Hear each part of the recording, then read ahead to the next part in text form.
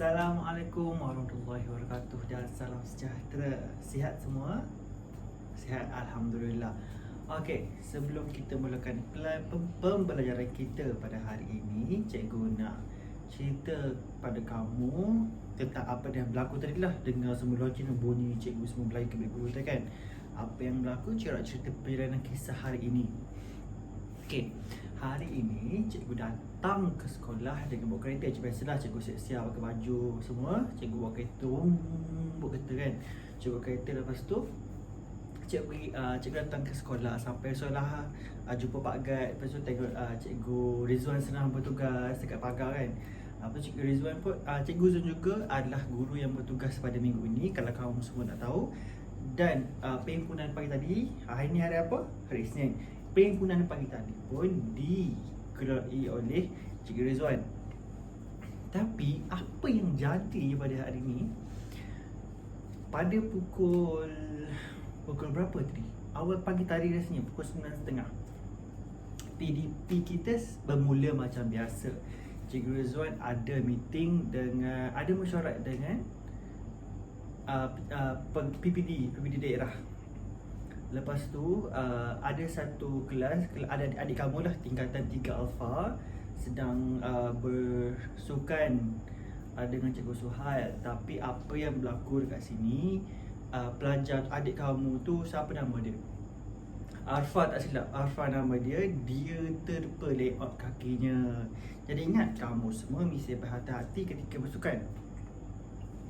Lepas tu Cikgu Suhail kena jaga kelas dia. Masa tu saya freelance, saya tak ada apa-apa.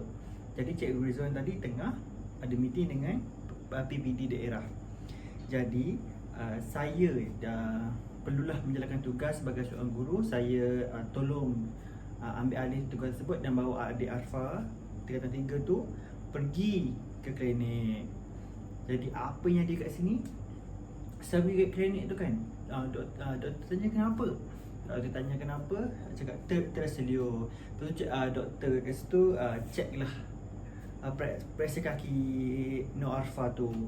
Lepas tu doktor cakap, oh Alhamdulillah tak ada apa-apa yang berlaku dan semuanya berjalan seperti biasa. Itu yang kecoh-kecoh tadi tu dekat bilik guru. Dan lagi satu, Cikgu Rizwan dan Cikgu Suhail telah berterima kasih kepada saya kerana telah membantu untuk memudahkan kerja mereka. Jadi moral kat sini, cikgu nak kamu kalau bersukan tu kena berhati-hati dan ingat, jaga keselamatan masing-masing. Okey, berpandukan cerita yang telah cikgu cerita tadi, apa yang kamu faham tentang perjalanan kisah pada hari ini?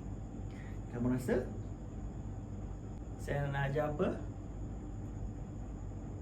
Okey, perjalanan kisah tu lebih kurang macam plot lah. Jadi hari ni saya nak ajar plot. Okey, baiklah kelas. Sekarang ini mari kita lihat apa itu yang dimaksudkan dengan binaan plot. Okey, secara asasnya binaan plot ini bermaksud perjalanan yang menghubungkan peristiwa-peristiwa yang terdapat dalam sesuatu karya itu, ataupun maksud lainnya jalinan-jalinan peristiwa yang terdapat dalam sesuatu karya yang ditulis ataupun mengikut imajinasi penulis. Okey, yang seterusnya, binaan plot ini terdiri daripada 5 perkara utama. Yang pertama sekali ialah plot permulaan. Yang seterusnya adalah plot perkembangan. Dan yang ketiga adalah plot konflik. Keempat adalah climax. Dan yang terakhir sekali adalah plot peleraian. Okey, baiklah, sekarang ini mari kita lihat satu persatu tentang 5 binaan plot yang telah saya nyatakan sebentar tadi. Okey, untuk binaan plot yang pertama ialah plot permulaan. Okey, kebiasaannya dalam plot permulaan ini, pengarang akan menceritakan tentang latar belakang watak utama, ataupun pengarang juga akan menjelaskan sedikit tentang suasana yang terdapat dalam karya mereka pada peringkat permulaan. Sebagai contohnya, pengarang akan memperkenalkan watak utama seperti memperkenalkan nama penuhnya, berapa umur watak utama, mereka tinggal di mana dan sebagainya. Ianya bertujuan untuk memberi pendedahan ataupun eksposisi awal kepada para pembaca lah. Okey, yang seterusnya ialah peringkat perkembangan. Okey, pada peringkat ini pengarang akan menceritakan tentang perkembangan jalan cerita ataupun pengarang juga akan menambahkan watak-watak lain untuk dimuatkan dalam karya mereka.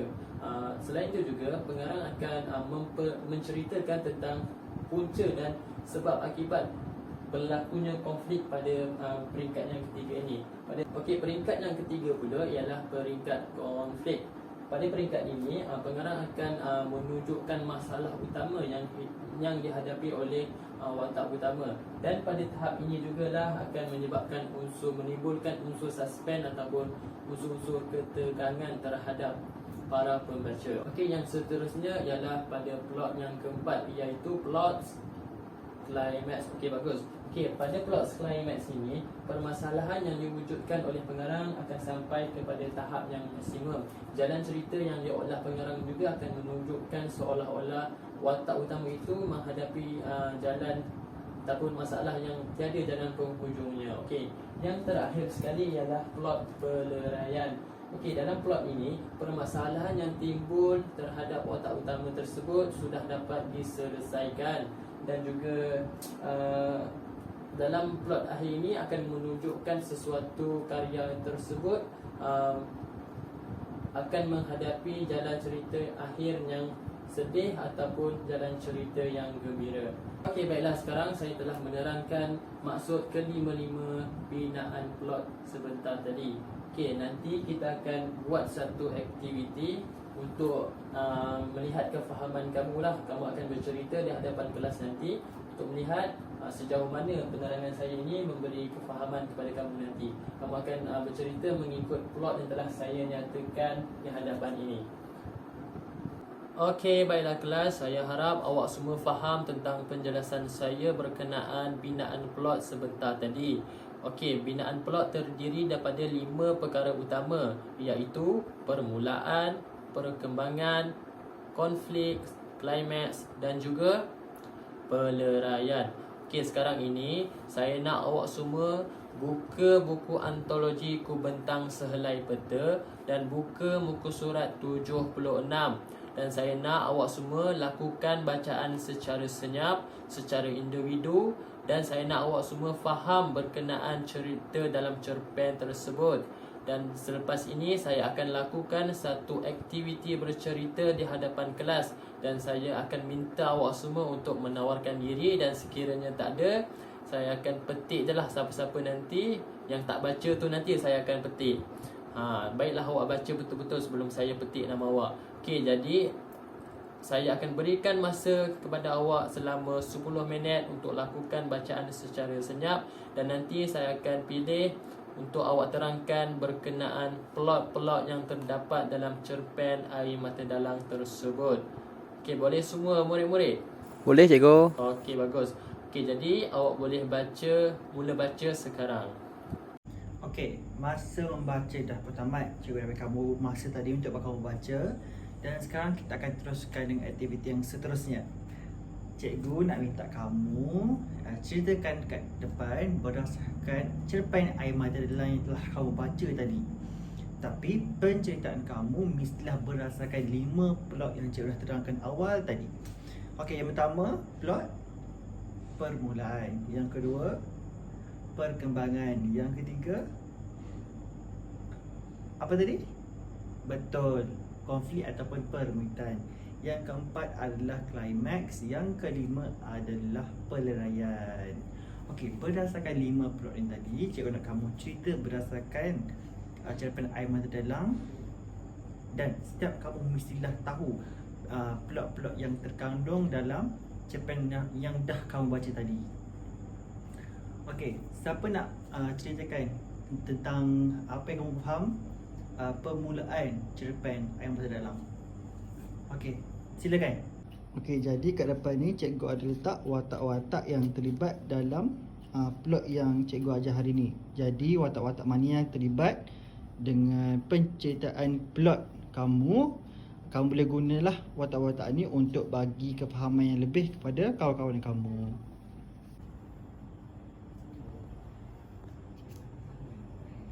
Plot permulaan cerita ini diperkenalkan dengan Pak Yasuk. Pak Yasuk mempunyai 3 orang anak. Dan yang pertama, Ustaz Sauki. Ustaz Sauki menjadi ustaz di Kuala Lumpur. Anak yang kedua bernama Sulida. Sulida menjadi jurutera di Sarawak. Anak bongsu yang bernama Naimah bekerja di Hospital Kulim sebagai doktor. Ustaz Sauki dan isterinya Faizah mempunyai 5 orang anak.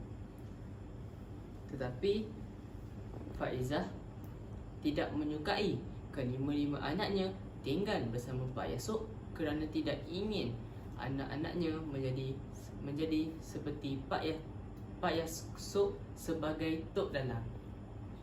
Terima kasih. Saya akan menceritakan perkara yang terjadi dalam plot perkembangan. Pak Yasuk sedang buat kerja di meja kerjanya. Dia sedang memahat patung wayang kulit di mejanya. Dia mahir dalam mengukir patung wayang kulit serta bermain alat muzik. Antara alat muzik yang paling dimainnya ialah gendang anak, gendang ubi, tetawat dan juga besi. Pak Yasuk percaya kepada petua-petua lama. Petua itu dipelajarinya oleh tok gurunya iaitu Dalang Tok Ali. Antara petua yang dipercayainya ialah Seri Rama. Seri Rama iaitu perlu mengecat warna hijau di belakang pernaga. Serta adiknya, adik Seri Rama Laksamana yang perlu dicatkan dengan warna kuning. Sekian, itu je. Terima kasih. Permitan cerita Air Mata Dalang ini dimulakan dengan Pak Yasuk yang sedang memahat patung wayang kulit di atas meja kerjanya. Tiba-tiba Pak Yasuk macam teringat dan riak wajahnya berubah. Dia teringat tentang peristiwa yang pernah melanda dirinya, iaitu peristiwa Faizah. Faizah pernah berkata kepada Pak Yasuk bahawa kerja-kerja yang dilakukan sebagai seorang dalang adalah satu pekerja yang berdosa. Dan Faizah pun pernah berkata kepada Pak Yasuk supaya berhentilah melakukan kerja-kerja sebegini. Ayah sudah tua, sudahlah ayah lakukan kerja begini. Lebih baik sambung beribadat. Itulah kata-kata yang dilontarkan Faizah kepada Pak Yasuk sebagai tok dalang. Jadi tok dalang sangat sedih atas peristiwa yang menjadikan Faizah tidak pernah pulang ke kampung setiap kali cuti sekolah. Konflik cerpen dikejutkan apabila sebuah kereta gembara datang ke rumah Pak Yasuk.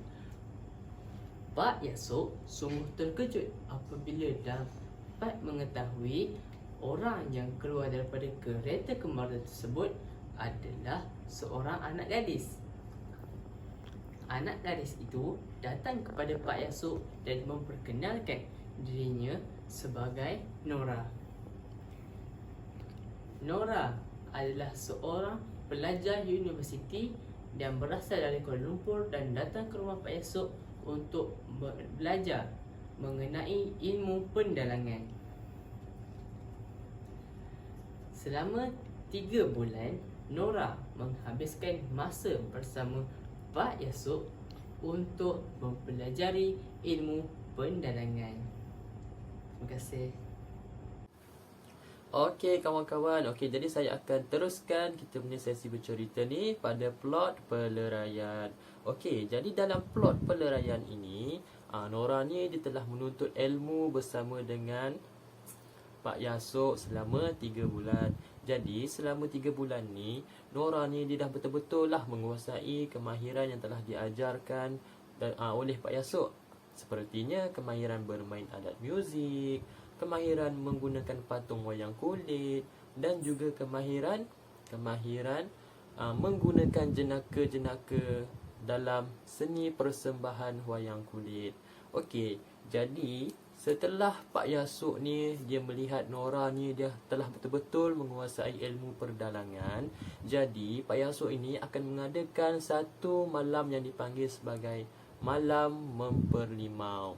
Okey, jadi malam memperlimau ni adalah dia macam kenduri lah. Kenduri untuk meraihkan kejayaan Nora yang telah menguasai ilmu perdalangan. Selain itu juga, malam memperlimau ni juga Pak Yasuk dia akan menyerahkan panggung seni wayang kulitnya kepada Nora, kerana dia akan berhentilah menjadi dalang kerana Nora ni dia telah mewarisi ilmu yang telah dikurniakan daripada oleh Pak Yasuk ni kepada Nora ni lah. Okey, jadi semasa malam majlis memperlimaukan tu, kesemua tetamu telah sampailah kecuali Pak Izzah dengan Ustaz Sauki. Dan Pak Yasuk berasa sedikit sedih lah kerana Pak Izzah ni tak tiba-tiba lagi pada malam majlis yang begitu penting buat Pak Yasuk, kerana Pak Yasuk akan berhenti menjadi dalang pada malam tersebut. Okey, jadi selang beberapa minit lepas tu, Pak Yasuk ni dia terlihat sebuah kereta menuju masuk ke halaman rumahnya. Dan kereta tersebut ialah kelibat Ustaz Sauki bersama dengan Faizah. Okey, jadi setibanya Faizah ni ke halaman rumah Pak Yasuk, dia telah berlari ke arah Pak Yasuk dan menerkam tangan Pak Yasuk. Dan melihat perbuatan tersebut, Pak Yasuk telah menitiskan air matanya, kawan-kawan, kerana dia telah menantunya akhirnya tiba juga pada majlis malam tersebut. Dan perbuatannya itu telah membuatkan Pak Yasuk sedih ataupun hibalah terharu dengan perbuatannya itu, meminta maaf yang selama ini telah mengguriskan perasaannya. Jadi itulah sebab dinamakan novel tersebut Cerpen Air Mata Dalang. Itu sahaja daripada saya. Sekian, terima kasih. Okey, tadi kita dah tengok kawan-kawan kamu membentang, menceritakan tentang 5 binaan plot. Telah saya tadi. Kita ada plot permulaan, plot perkembangan, plot konflik ataupun perumitan, plot climax dan juga plot pelarian. Okey, ada 5 plot semua sekali. Okey, cikgu nak ulang semula dan jelaskan secara lengkap apa itu plot binaan yang terkandung dalam cerpen Air Mata Dalang. Okey, semua buka muka surat 76. Okey, kita tengok secara terperinci Untuk plot perkembangan. Plot perkembangan tadi Adam dah ceritakan bahawa plot perkembangan muka surat 76 tadi kita dah tengok penulis tu menerangkan, dia buka cerita ni dengan memperkenalkan watak Pak Yasuk sebagai watak utama yang mempunyai 3 orang anak. Jadi ni Pak Yasuk mempunyai 3 orang anak bernama Syauqi, Surida dan juga Naimah. Jadi permulaan cerita ni dengan memperkenalkan latar belakang keluarga Pak Yasuk. Maksudnya Pak Yasuk ni kerja apa, dia cerita permulaan tu, supaya kita sebagai pembaca kenal dengan watak utama yang didedahkan pada peringkat awal permulaan cerita. Seterusnya adalah plot perkembangan. Untuk plot perkembangan, kamu tengok muka surat 77.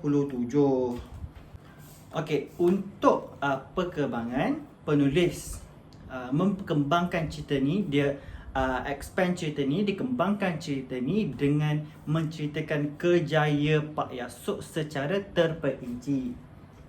Okey, Pak Yasuk dalam perkembangan dia cerita apa? Dia ceritakan dia sedang memahat patung wayang kulit. Okay, patung wayang kulit ni dia ceritakan mempunyai pelbagai nama. Contohnya adalah Bota Mahwa Jawana. Okey, ada juga yang watak-watak patung wayang kulit yang diberi nama Laksamana dan juga Sri Rama. Penulis ada menyentuh tentang kemahiran yang dimiliki oleh Pak Yasuk, iaitu boleh bermain macam-macam alat muzik. Contohnya gedang ubi, lagi gitar dan macam-macam. Seterusnya Okey, dekat muka surat 30, sorry, maafkan saya, 78. Kita tengok kat sini ada latar belakang, perkembangan untuk jelaslah perkembangan kerjaya Pak Yasuk sebagai seorang tok dalang. Okey, seterusnya adalah plot apa? Perimitan ataupun konflik. Okey, untuk perimitan ataupun konflik diceritakan dalam buku ni di mana Pak Yasuk ni sedang buat kerja tadi. Dia tengah buat kerja, tengah memahat patung wayang kulit. Tiba-tiba konfliknya dia teringat bahawa Pak Yasuk teringat bahawa Faizah menantunya, iaitu isteri kepada Ustaz Syauqi yang bekerja di Kuala Lumpur. Dia teringat tentang peristiwa di mana Faizah berkata-kata agak pedas lah. Orang kata pedas senang cerita kan. Orang kata berkata agak kasar kepada pentuanya. Apa yang Faizah kata? Okay, tengok buku tu balik. Faizah kata apa? Berhentilah buat kerja macam ni ayah. Kerja ayah adalah kerja yang berdosa. Ayah dah tua, dah tak patut lagi buat patung wayang tu. Ayah sepatutnya dah insaf dan taubat daripada buat kerja-kerja yang macam ini. Tapi apa yang Faizah tak tahu, yang mana tok dalang ni, Pak Yasuk terasa yang sangat-sangat kerana kerjaya sebagai tok dalang Pak Yasuk telah mengamalkannya lama dahulu dan dia telah menggunakan kerjaya pendalang ini untuk menyara kehidupan keluarganya. Jadi perumitan kat sini berlaku apabila penulis mengimbas kembali peristiwa yang pernah dialami oleh Pak Yasuk. Okey, seterusnya adalah klimaks. Klimaks cerita ini diperkenalkan dengan watak yang baharu. Watak yang diberi nama Nora. Nora ini adalah seorang pelajar universiti daripada Kuala Lumpur. Nora datang naik kereta apa? Kereta kembara. Naik kereta kembara. Okey, yang ni rujukan dia adalah pada muka surat 80. Dia sebut kat situ, dia memandang sebuah kereta kembara yang masuk ke halaman rumahnya. Jadi kereta kembara itu dinaiki oleh Nora. Nora ni seorang pelajar universiti yang tinggal di Kuala Lumpur dan dia datang menemui Pak Yasuk dengan cara baiklah. Dia minta Pak Yasuk untuk mengajar Nora ilmu pendalangan. Pertama sekali apa yang berlaku, Pak Yasuk terkejut kerana sebelum ni tak ada. Bukanlah tak ada, dia macam kurang anak-anak muda, nak lagi daripada kalangan wanita yang ingin belajar tentang ilmu pendalangan. Jadi walaupun Pak Yasuk terkejut dengan permintaan Nora, namun Pak Yasuk terima Nora sebagai anak muridnya. Jadi Pak Yasuk dan Nora Pak Yasuk mengajar Nora dan Nora mempelajari daripada Pak Yasuk tentang ilmu pendalangan selama berapa bulan? Selama 3 bulan. So jadi selama 3 bulan lah Nora berguru dengan Pak Yasuk untuk mempelajari ilmu pendalangan. Okey, untuk binaan plot yang terakhir adalah binaan plot peleraian. Okey, rujukannya adalah pada muka surat 82. Siang berganti malam dan malam bertukar menjadi siang. Jadi Nora kali ni dah habis 3 bulan menuntut ilmu dengan Pak Yasuk. Jadi apa yang berlaku, apa yang akan jadi kepada Nora adalah Nora akan menerima majlis memperlimau. Jadi Pak Yasuk sebagai dalang yang lama akan lebih kurang macam menyerahkan tugasnya kepada Nora. Jadi malam memperlimau anak murid akan diadakan di rumah Pak Yasuk. Semua dijemput hadir. Orang-orang kampung, anak-anak Pak Yasuk, Bilal Imam, semuanya dijemput hadir untuk memeriahkan malam memperlimau itu. Tapi apa yang jadi malam tu, majlis tidak dapat diteruskan walaupun semua anak-anak Pak Yasuk, orang kampung dah sampai ke rumah Pak Yasuk. Hal ini kerana sebab apa? Sebab Ustaz Syauqi dan juga isterinya Faizah masih belum tiba. Pak Yasuk berkeras mengatakan bahawa majlis memperlimak ini tidak boleh diteruskan sekiranya Faizah dan keluarganya tidak sampai ke rumah Pak Yasuk. Pak Yasuk ni dia berkeras ni. Dia berkeras kalau Faizah dan keluarganya tak sampai, majlis memperlimau Nora tidak akan diteruskan. Okey, untuk beberapa seketika, tidak lama selepas itu, sampailah mereka sekeluarga Faizah dan Ustaz Syauqi sampai ke rumah Pak Yasuk. Dan yang mengejutkan adalah Faizah berlari keluar kereta, terus menerkam Pak Yasuk untuk memohon maaf apa yang telah diperkatakan sebelum ini. Sebab Faizah walaupun dia berkata sedemikian, Faizah tetap merasa bersalah kerana itu adalah mentuanya. Pak Yasuk adalah mentuanya, seperti macam tidak menghormatinya lah. Jadi Faizah pun malu atas perbuatannya. Dan malam memperlimau itu diteruskan seperti biasa. Jadi itulah sedikit penerangan secara lengkap tentang plot binaan, permulaan, perkembangan, permintaan ataupun konflik, klimaks dan juga peleraian. Okey, seterusnya saya serahkan kepada Cikgu Hafizan. Okey, baiklah kelas. Sebentar tadi kita dah tengok rakan-rakan awak bercerita di hadapan kelas tadi, dan saya pun telah perhatikan bahawa semua bahagian plot yang telah diceritakan adalah tepat dan betul.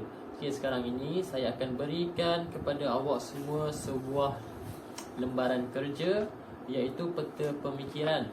Dan sekarang ni saya nak tanya awak, apakah jenis peta pemikiran yang berada di tangan saya ini? Okey, bagus. Ini adalah merupakan peta alir dan sesuai untuk digunakan apabila kita menerangkan sesuatu langkah ataupun sesuatu peristiwa. Okey, jadi sekarang ini saya akan berikan setiap daripada awak peta alir yang berada di tangan saya ini, dan saya nak awak semua isikan, pindahkan maklumat daripada cerita rakan-rakan anda tadi ke dalam bentuk peta alir ini. Okey, sebagai contohnya, saya ada buat satu lembaran kerja yang telah saya isi, iaitu kalau awak boleh lihat di tangan saya adalah berbentuk sebegini. Ini adalah yang telah saya lakukan sebelum saya memulakan kelas tadi lah. Okey, sebagai contohnya, pada bahagian kotak yang pertama saya adalah bahagian plot permulaan, iaitu Pak Yasuk merupakan tok dalang wayang kulit, mempunyai 3 orang anak, iaitu Sauki, Salidah dan juga Naimah. Tinggal bersama isterinya Mak Isah. Menantunya iaitu Faizah tidak suka akan anak-anaknya tinggal bersama Pak Yasuk kerana takut anaknya mengikuti jejak langkah Pak Yasuk sebagai tok dalang. Dan di bawah kotak tersebut saya telah tuliskan ini adalah langkah permulaan. Dan bawah langkah permulaan tersebut saya telah nyatakan muka surat berapa, iaitu muka surat 76. Dan sekarang ini saya nak juga awak lakukan sedemikian rupa dan teruskan pada plot-plot yang seterusnya, iaitu plot permulaan, perkembangan, konflik, klimaks dan juga peleraian. Saya bagi awak masa 15 minit untuk lengkapkan peta tersebut bermula sekarang. Okey kelas, sekarang ini saya nak seorang wakil daripada kamu untuk baca jawapan yang telah saya suruh kamu isi, lengkapkan dalam peta alir, untuk sama-sama kita semak dan kita perbetulkan jika terdapat kesilapan yang kamu isi dalam kotak peta alir tersebut. Okey, jadi saya nak seorang daripada kamu, mungkin Aiman lah. Aiman mungkin boleh kongsikan jawapan kamu kepada kelas. Okey, jadi berikut merupakan peta alir yang telah saya lengkapkan. Okey, jadi pada peringkat permulaan, iaitu pada muka surat 76, Pak Yasuk merupakan seorang tok dalang wayang kulit. Dia mempunyai 3 orang anak yang bernama Ustaz Sauki, Sulida dan juga Naimah. Isterinya bernama Mak Isah. Menantunya iaitu Faizah tidak membenarkan anak-anaknya tinggal bersama Pak Yasuk kerana takut terikut jejak langkah Pak Yasuk sebagai tok dalang. Okey, yang seterusnya ialah peringkat perkembangan. iaitu pada muka surat 77 sehingga muka surat 78, iaitu Pak Yaasob mahir mengukir patung wayang kulit dan juga mahir bermain alat muzik. Sebagai contohnya bermain gendang, tertawak dan juga kesi. Pak Yaasob mempelajari ilmu tersebut dari gurunya iaitu Dalang Tok Ali. Jadi pada peringkat yang ketiga ialah plot konflik, iaitu pada muka surat 79. Pak Yaasob amat terasa hati dengan tutur kata Faizah yang mengatakan pekerjaannya itu berdosa. Faizah turut menasihatinya untuk berhenti dan Pak Yaasob amat marah. Faizah pula kesal dan sejak itu tidak pulang ke kampung apabila mempunyai waktu lapang. Pada plot yang seterusnya ialah plot climax pada muka surat 80, iaitu seorang gadis kota dari Kuala Lumpur bernama Nora datang ke rumah Pak Yaasob. Dia ingin menuntut ilmu perdalangan sebagai kajiannya di universiti. Selama 3 bulan, Pak Yaasob menurunkan segala ilmu yang dimiliki kepada Nora. Yang terakhir sekali ialah plot pelarian, iaitu pada muka surat 82. Setelah menguasai ilmu perdalangan, Pak Yaasob mengadakan malam memperlimaukan anak muridnya. Majlis ini dihadiri orang kampung dan ibu bapa Nora. Anak-anak Pak Yaasob juga turut pulang, termasuklah Faizah, menantunya yang terus menyelami tangannya. Saya rasa itu sahaja daripada saya. Bagus Aiman. Jadi saya tengok memang lengkap yang Aiman telah bacakan jawapannya kepada kita tadi. Adanya plot, permulaan sehingga pelarian tadi, adanya muka surat. Dan saya harap kamu semua boleh jadikan Aiman punya peta alir tadi sebagai rujukan kalau ada di antara kamu yang lakukan kesilapan. Baiklah kelas, saya rasa itu saja untuk pembelajaran kita pada hari ini. Saya punya masa pun tinggal 5 minit sahaja lagi. Jadi dengan berbekalkan masa yang ada ini, saya akan berikan kepada awak semua sebuah nota pelekat yang berada di tangan saya ini. Di dalam nota pelekat ini, saya nak awak semua tuliskan sebuah refleksi pembelajaran kita pada hari ini. Saya nak awak semua tulislah kelebihan kita menggunakan teknik bercerita tadi, ataupun apa yang awak faham tentang pembelajaran kita pada hari ini.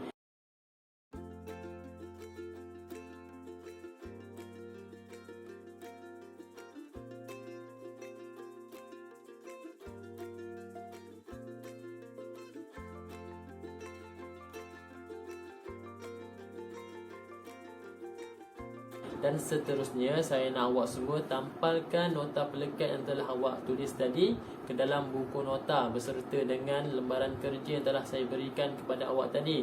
Lembaran kerja yang awak isi plot tadi itulah. Yang seterusnya, saya nak ketua kelas nanti kumpulkan semua buku nota tersebut dan letakkan di atas meja saya nanti. Nanti saya akan baca setiap nota pelekat yang telah kamu tampal dalam buku nota tu. Nota pelekat tu bertujuan untuk memberi maklum balas kepada pengajaran saya pada hari ini dan juga memberi refleksi kepada kamu lah tentang pembelajaran yang telah saya lakukan pada hari ini. Setakat itu daripada saya. Kita jumpa lagi pada minggu hadapan. Jaga kesihatan, jaga diri, terutamanya semasa musim COVID ini.